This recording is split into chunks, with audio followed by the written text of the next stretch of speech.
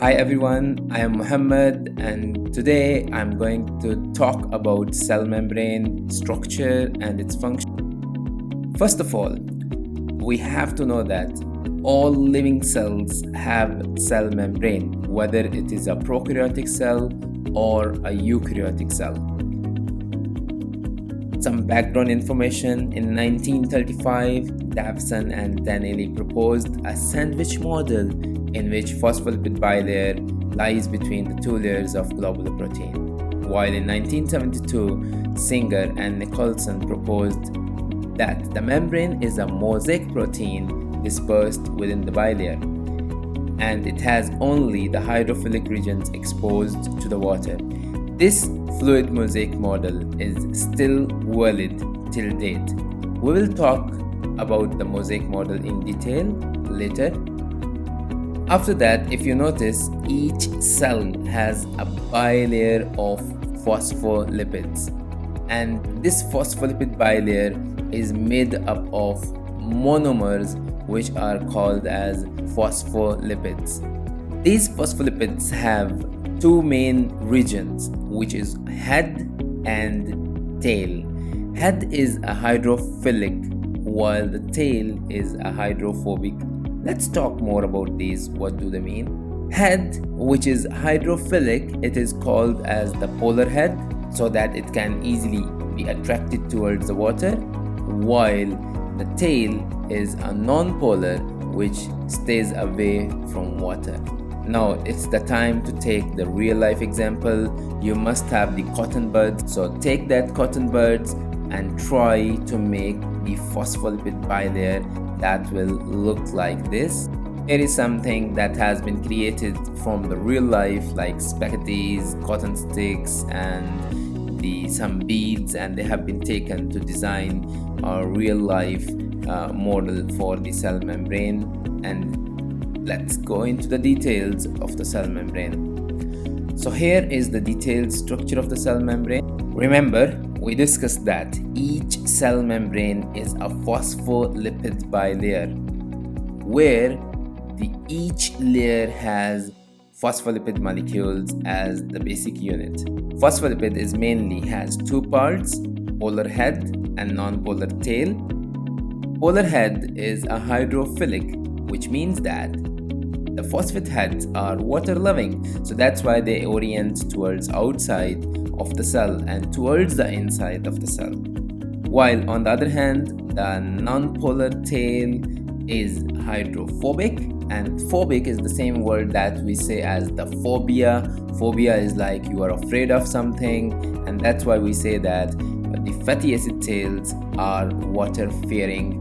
And remember, the phospholipid bilayer is arranged as tail to tail, like heads are projecting outside and tails are joined tail to tail inside of the cell. Another part of the cell membrane labeled over here is as cholesterol, transport proteins, carbohydrate chain. Selectively permeable is a word that explains itself that cell membrane will allow some of the molecules to pass through but not others, which is quite obvious in this figure. The lipid molecules, which are the yellow circles, can easily cross through the cell membrane, while on the other hand, the green one, which are non-lipid molecules, they cannot cross it and the cell membrane just stop them from entering. On the other hand, the transport proteins make it more selectively permeable because the specific molecules can cross through it.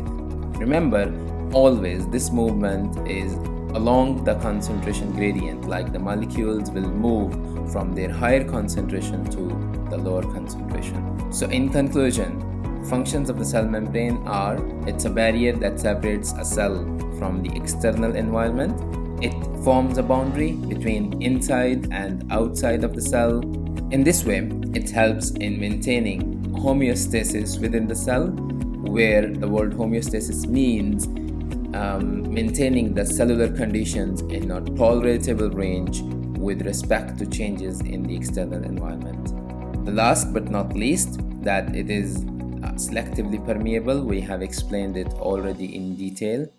Let's move to the very important model of the cell membrane. Fluid mosaic model explains that the plasma membrane is a sea of substances where each substance can move around within the membrane.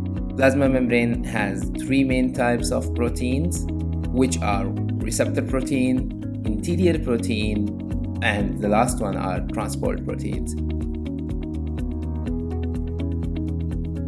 Receptor proteins are present on the outer surface of the cell, which transmit the signals into the cell.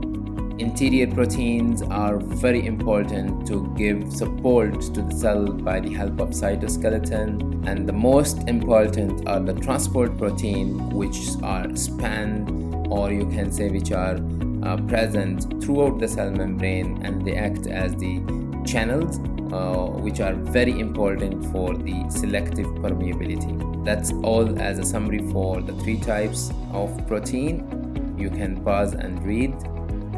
In last, we will discuss about the functions of these molecules with regard to the fluid mosaic model, like how these are important for the fluid mosaic model. So first of all, cholesterol, that gives the strength and fluidity to the cell membrane by sticking the fatty acid molecules together.